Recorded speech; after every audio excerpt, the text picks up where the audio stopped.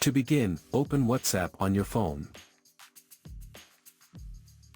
Go to the group chat where the desired participants are.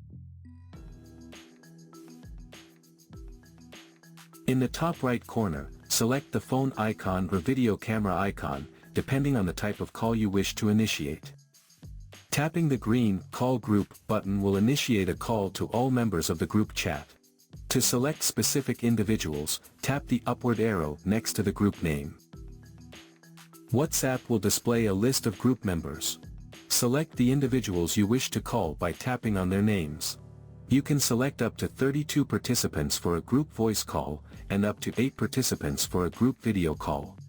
After selecting the participants, tap the call button to start the call.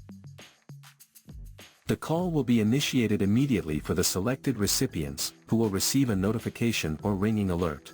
The remaining group members will not be notified. The call remains private among the chosen participants, and will not appear in the group chat for others. So that's how you can call specific people from a group chat on WhatsApp.